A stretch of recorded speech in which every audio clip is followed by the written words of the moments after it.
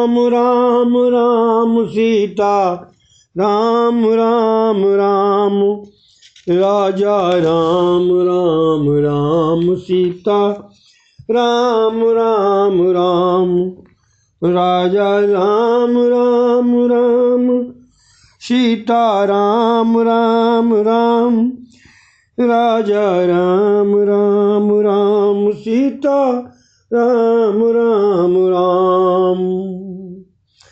दशरथ के घर साक्षात परम ब्रह्म श्री हरि प्रकट हुए। जो निर्गुण थे वही भक्तों के प्रेम के कारण आज सगुण हो गए। अगुण अरूप अलख अजय जोई, और भगत प्रेम वस सगुण सोई। वेदों ने जिनका इस प्रकार वर्णन किया है वही श्री हरि भक्तों के हितार्थ आज दशरथ के घर पुत्र का रूप लेकर आए हैं। कौन? बिनु पद चलाए सुनई बिनु काना, और कर बिनु करम करई विधि नाना। आनन रहित सकल रस भोगी, और बिनु वाणी बक्ता बड़ जोगी। तन बिनु परस, बिना तन के छू सकता है। तन बिनु परस नयन बिनु देखा, ग्रह ज्ञान बिनु बास अखेखा। अतिशय भांति अलौकिक करनी, महिमा जासु जाय नहीं बरनी। जेई इम गावहीं वेद बुद्धि, और जाय धरई मुनि ध्यान। और सोई दशरथ सुत भगत हित, कौशलपति भगवान सिया वर रामचंद्र प्रिय हो, सियावर रामचंद्र प्रिय हो। आकाश में से देव और गंधर्वों ने पुष्पवृष्टि की। आज बताया कि मैं अपने भक्तों की चारों ओर रक्षा करता हूँ। सो चतुर्भुज रूप से प्राकट्य हुआ। माता ने स्तुति की, प्रभु मेरे लिए आप बालक बन जाइए, मुझे माता कहकर पुकारें। माता जी को उन्होंने दिखाया कि वे परमात्मा हैं। उनका चतुर्भुज स्वरूप अदृश्य हो गया और छोटे छोटे 2 हाथों वाले बालक बन गए। दासियों में भी ये शुभ समाचार फैल गया। कौशल्या ने दासी को नवलखा हार दिया। मेरा राम सुखी होगा, मैं आनंद से दे रही हूँ। दासी ने कहा, मुझे तो कुछ भी नहीं चाहिए, मैं तो राम को खिलाना चाहती हूँ। राम दासी के गोद में गए। आज उसका भी ब्रह्म संबंध हो गया। दासी दौड़ी हुई राजा के पास आई और बधाई दी। लाल भयो है, लगता है कि साक्षात नारायण आए हैं। वृद्ध दशरथ जी के घर पुत्र जन्म हुआ, और पुत्र भी साधारण नहीं, साक्षात परमात्मा पुत्र का रूप लेकर आए हैं। दशरथ जी ने वस्त्रादि से श्रृंगार किया। प्रथम गणपति की पूजा की गई। दान तो इतना दिया गया कि सारी अयोध्या में कोई भी दरिद्र न रहा। वशिष्ठ ने वेद मंत्रों का उच्चारण करके मानसिक अभिषेक किया। दशरथ जी अंतापुर में आए। आज राम के दर्शन से सारी दासियां इतनी हर्षान्वित हो गई थीं कि वे देवान भी भूल गई थीं। देवान ही नहीं है तो मान मर्यादा और लाज की बात ही क्या, परमानंद हो गया। देव गंधर्व आदि भी सूक्ष्म रूप से पुत्र राम के दर्शन कर रहे हैं। राम जन्म से सभी देवों को आनंद हुआ, किंतु एक चंद्र को दुख हुआ। रामलीला के दर्शन से सूर्य नारायण आनंद से स्तब्ध होकर स्थिर हो गए आगे बढ़ते ही न थे। सूर्यास्त के बिना चंद्र राम का दर्शन कैसे करे। तो चंद्र ने राम से प्रार्थना की, इस सूर्य को कहिए कि वह आगे बढ़े, वह मुझे आपके दर्शन ही नहीं करने देता है। चंद्र को रोना आ गया तो रामचंद्र ने उसे आश्वासन देते हुए कहा, आज से मैं तेरा नाम धारण करूँगा। फिर भी वो प्रसन्न नहीं हुआ। तो रामचंद्र ने उससे कहा, तू धीरज धर, इस बार मैंने सूर्य को लाभान्वित किया है, किंतु भविष्य में कृष्णावतार में सबसे पहले तुझे दर्शन दूंगा। कृष्णावतार में रात के 12 बजे जन्म लूँगा, तो तुझे ही लाभ मिलेगा। कृष्ण जन्म के समय 3 व्यक्ति ही जाग रहे थे, समझे मंजू। कृष्ण जन्म के समय केवल 3 लोग जाग रहे थे, वसुदेव, देवकी और चंद्र। ये तो पैदे भाई जो रात के समय जागते रहते हैं उन्हें ही कन्हैया मिलता है, सोए हुए को कन्हैया नहीं मिलता। जागने का अर्थ क्या है? डोंगरे जी महाराज कह रहे हैं, जागना किसे कहते हैं? जानिए वहीं जीव जब जागा, और जब सब विषय विलास विरागा। गीता जी में भी कहा गया है, या निशा सर्वभूतानां तस्याम जागति संयमी, यस्याम जागृति भूतानि सा निशा पश्यते मुनि। नित्य शुद्ध परमानंद को प्राप्त करने की ओर जो कभी ध्यान नहीं देते हैं, उन सभी भूत प्राणियों के लिए जो रात्रि है, उसी समय में योगी जागकर प्रभु स्मरण करते हैं। प्राणी जिस सांसारिक नाशवान क्षणिक सुखों में जागते हैं, वह रात्र के समान ही है। यस्याम जागृति है ना, भूतान सा निशा पश्यन्तो मुनि, वह रात्र के समान ही हैं। वैसे पुरुषों को परमात्मा का ज्ञान नहीं हो सकता। वसुदेव जी देवकी की स्थिति तो देखो, संपत्ति, राज, संतति सब कुछ छिन गया। निरपराध होते हुए भी हाथ और पाँव में जंजीर लगा दी गई, फिर भी वे हमेशा प्रभु का स्मरण करते रहे। आज की डेट में, आज के दिन अगर संपत्ति में जरा भी दिक्कत आ जाती है तो लोग प्रभु को कहते हैं, अरे भगवान तुमने मेरे साथ ये क्या कर दिया। परंतु उनके पास संपत्ति, राज, संतति भी छीन ली गई, फिर भी उन्होंने प्रभु का स्मरण नहीं छोड़ा। दुख में भी प्रभु के नाम का विस्मरण न करना। दुख में सचेत रहकर जो व्यक्ति ईश्वर का भजन करता है, उसके घर स्वयं भगवान आते हैं।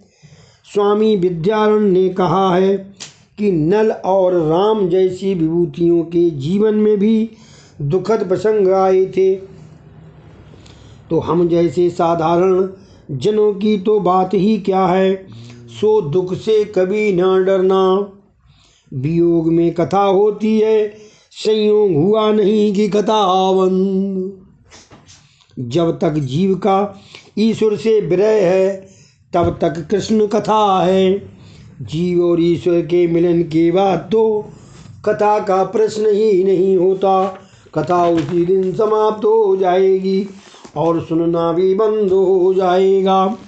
भागवत के 10वें स्कंद के 14वें अध्याय में सुदामा चरित्र के समय सुखदेव जी को प्रेम को नियंत्रित करना पड़ा था, दबाना पड़ा था। यदि प्रेम में समाधि सी लग जाए तो राजा परीक्षित का क्या होता।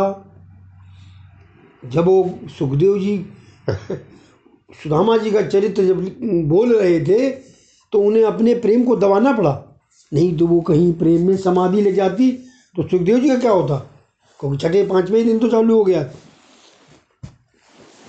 दशरथ ने बाल स्वरूप देखा तो उनका हृदय प्रेम से भर आया।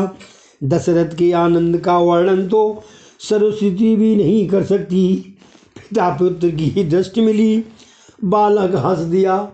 दशरथ राम को मधु चटाने लगे। उन्होंने वशिष्ठ जी से वेद मंत्रों का पाठ करने को कहा। लोग इसीलिए बच्चे जब होते हैं तो सबसे पहले शहद चटाते हैं उसको, नहीं तो शहद से उसके जीभ पर कुछ लिखते भी हैं, कुछ भी। वशिष्ठ, राम के दर्शन करने पर मैं वेद मंत्र तो क्या अपना नाम तक भूल गया हूँ। तुम कह रहे हो वेद मंत्र पढ़ो, हमने देखे सब खत्म हो गया। मैं बोलूँ तो क्या बोलूँ, दर्शन में नाम रूप भूलने पर दर्शन का बड़ा आनंद होता है। ब्रह्म दर्शन का आनंद होता है। तत्र वेदा अवेदा भवन्ति। जब दर्शन हो जाए तो वेद और अवेद अवेद हो जाते हैं।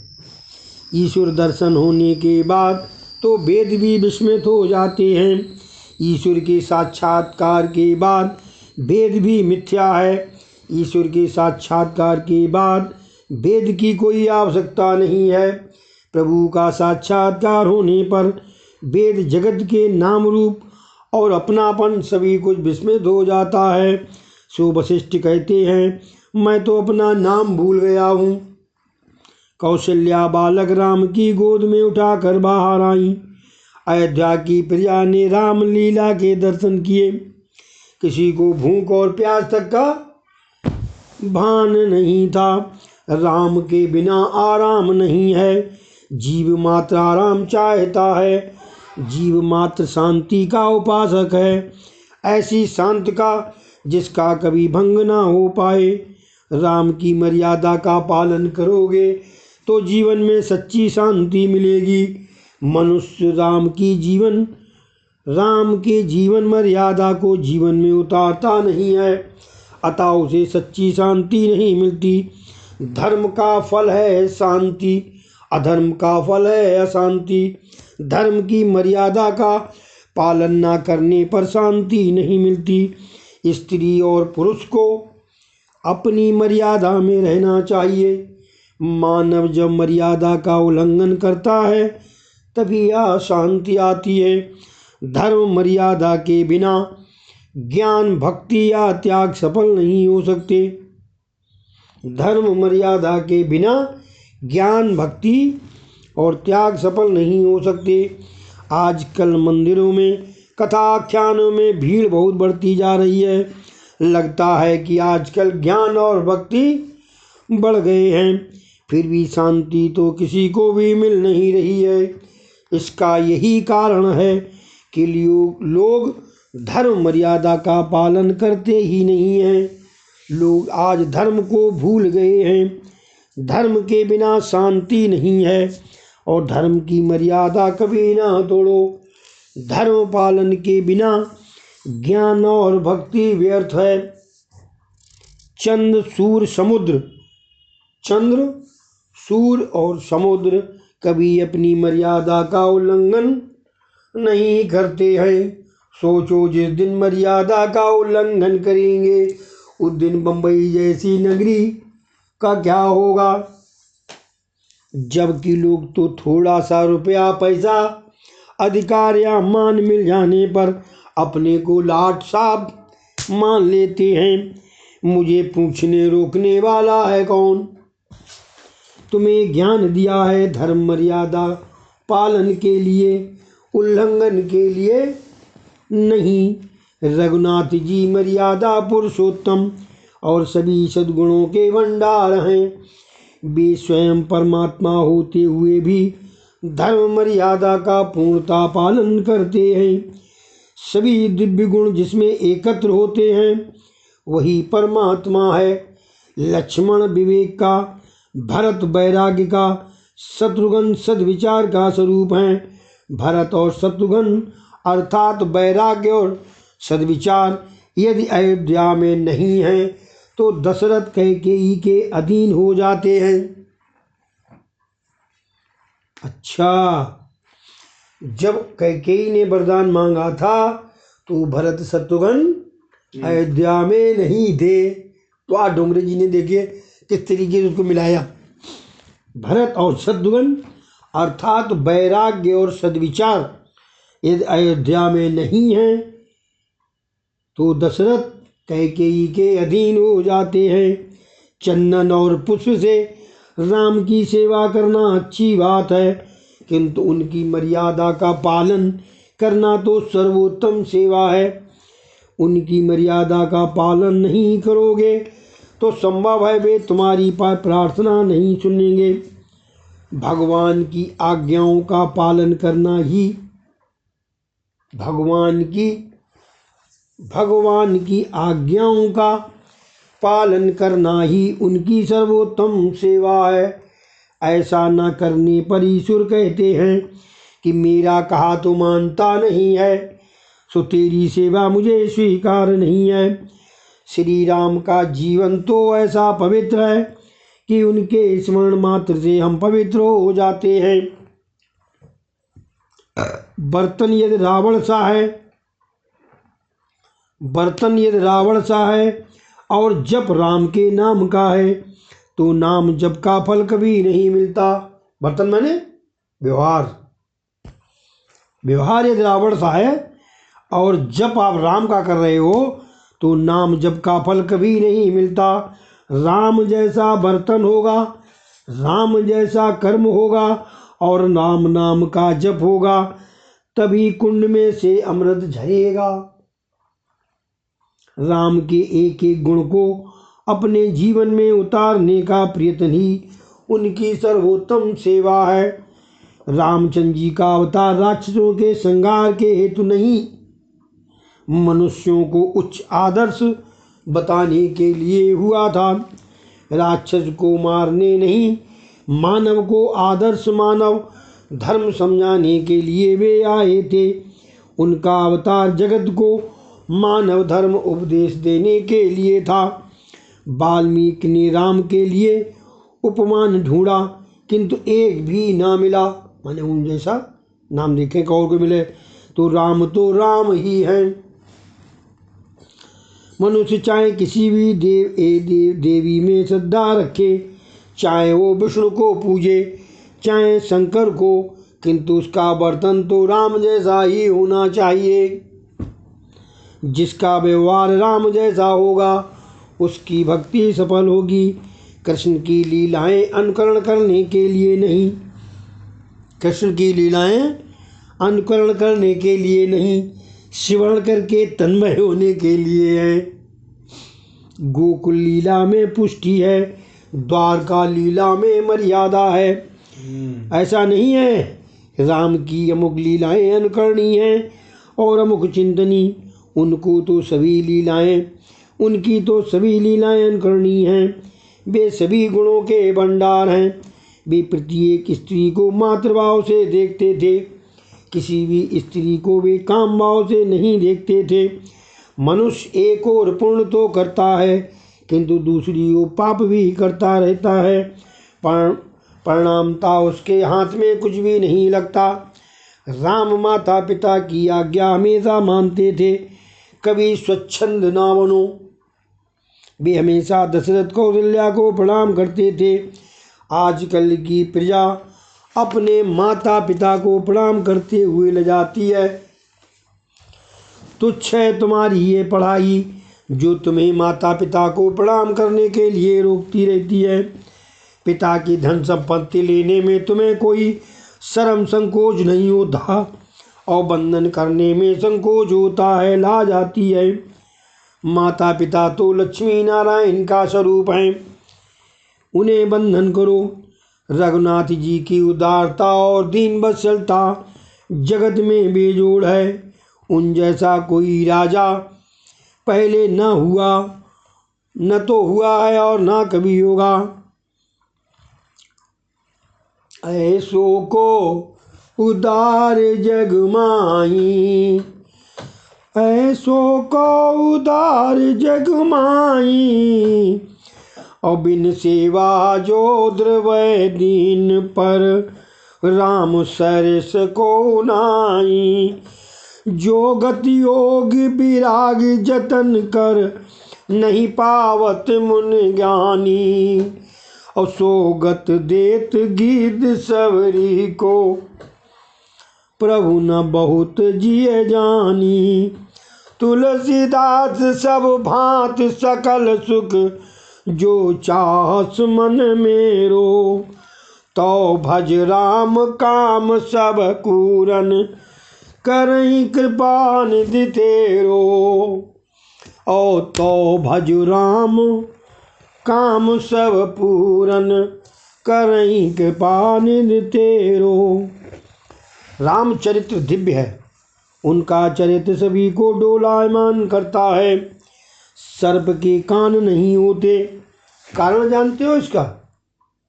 है कान के सर्प क्यों नहीं होते? शेषनाग सर्पों का राजा है, उसी के फल पर धरती थमी हुई है, उसी के फल पर धरती थमी हुई है। राम कथा के श्रवण से यदि शेषनाग डोलने लगे तो धरती का विनाश हो जाए। तो ब्रह्मा जी ने सोचा कि अच्छाई इसी में है कि उसे कान दिए ही न जाएं। वैसे ये तो कवि कल्पना ही है। राम में सभी सद्गुण इकट्ठे हुए हैं। उन्होंने एक पत्नी व्रत का पालन किया। आपने बड़ों का जो भी अच्छा लगा उसे जीवन में उतारा। उन्होंने दशरथ से सब कुछ लिया, किंतु बहुपत्नीत्व को नहीं लिया है। पिताजी इतनी शादी के गाँव करे तो उन्होंने नहीं किए थी। पुरुष यदि एक स्त्री में काम भाव रखे और धर्मानुकूल कामों वो करे तो गृहस्थ होने पर भी वो ब्रह्मचारी ही है। काम को व्यापक ना होने देना, उसे एक ही पात्र में संकुचित कर दो। इस हेतु के लिए ही तो विवाह का आयोजन किया गया है। काम भाव को एक ही पात्र में निहित करके उसका नाश करो। निर्दोष तो केवल ईश्वर ही है। संभव है गुरु में भी कोई दोष हो, किंतु गुरु के दोष का अनुकरण करना नहीं चाहिए। राम किसी स्त्री को और सीता किसी पुरुष को नहीं देखती थी। शास्त्र की ये मर्यादा है। ऐसी मर्यादा का पालन करने से जीवन सुधरेगा। रामचंद्र जी ने की स्त्री व्रत का पालन किया। ईश्वर की धर्म मर्यादा का जो पालन करे वही सच्चा मनुष्य है। वाल्मीकि रामायण के सुंदर कांड का एक प्रसंग है। हनुमान जी सीता जी से मिलने अशोक वन में आए थे। वापस लौटते समय उन्होंने माता जी से कहा, अच्छा मैं अब जा रहा हूँ। सीता जी, ठीक ही हुआ कि तुम मुझसे मिलने आया। तेरे जाने के बाद ये राक्षसनियाँ मुझे सताएंगी। हनुमान जी, यदि आप आज्ञा दें तो मैं आपको अपने कंधे पर बिठाकर इसी समय राम जी के पास ले चलूं। मैं रामदूत हूँ, मुझे कोई मार नहीं सकता। सीता जी ने पूछा, नहीं। सीता जी ने कहा, नहीं, ऐसा नहीं हो सकता। तू मेरा पुत्र सा है, बाल ब्रह्मचारी है, पवित्र है, फिर भी तू पुरुष है और मैं स्त्री। मेरे लिए किसी भी पराये पुरुष का स्पर्श वर्ज्य है, पर पुरुष के स्पर्श से सती नारी के पातिव्रत्य का भंग होता है। जगत को स्त्री धर्म को आदर्श बतलाने के लिए ही मेरा जन्म हुआ है। मैं तेरे कंधे पर बैठ जाऊं तो लोग क्या कहेंगे? रघुनायक जी मेरे सिवा अन्य किसी भी स्त्री का स्पर्श नहीं करते। मैंने भी उनके सिवा किसी अन्य पुरुष के चरण तक का स्पर्श नहीं किया है। मन से किसी का स्पर्श ना करो।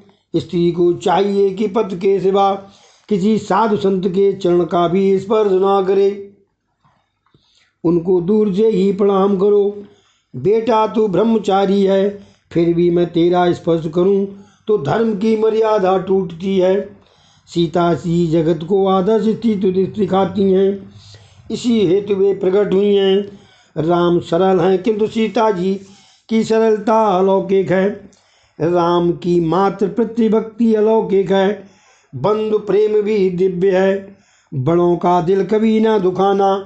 कैकेयी ने राम को वनवास दिया तो उन्होंने उसे प्रणाम करके कहा, माता जी, मेरा भाई भरत राजा बनने वाला है, तो मैं 14 वर्ष तो क्या आजीवन वनवासी रहने को तैयार हूँ। ये तो तुम्हारा मेरी ओर ही पक्षपात है। भरत की अपेक्षा मुझ पर तुम्हारा प्रेम अधिक ही है। मुझे ऋषि मुनियों के सत्संग का लाभ मिले, इस हेतु से ही तुमने मुझे ये वनवास दिया है। मेरी कल्याण के कारण ही तुम मुझे आज वन में भेज रही हो। राम कथा तो सागर जैसी है। शिव जी ने 1 करोड़ श्लोकों में ये कथा वर्णित की है। राम के सभी गुण जीवन में उतारो। राजा राम की प्रत्येक मर्यादा जीवन में उतारोगे तो रामनवमी का उत्सव परिपूर्ण होगा और सफल होगा। शिव जी हर रोज उमा को इस राम कथा का रसपान कराते थे। हनुमान जी भी हर रोज सुनते थे। इस राम कथा का एक एक श्लोक पापों का नाश करता है। एक बार देव, ऋषि और मनुष्य शिव जी के पास रामायण मांगने गए। रामायण के 1 करोड़ श्लोक हैं। शिव जी ने तीनों को बराबर बराबर बांटा तो एक श्लोक शेष रह गया। देव, ऋषि और मनुष्य इस शेष बचे हुए श्लोक के लिए झगड़ने लगे।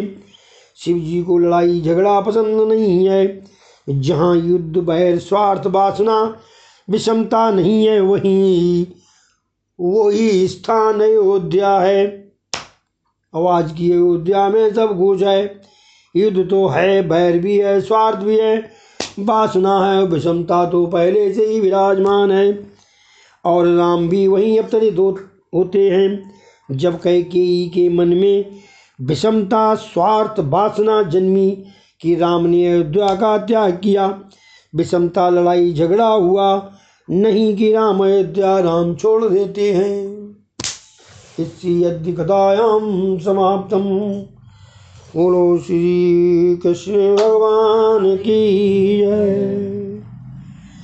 हरे कृष्ण कृष्ण कृष्ण हरे हरे, हरे राम राम राम हरे हरे। हरे कृष्ण कृष्ण कृष्ण हरे हरे, हरे राम राम राम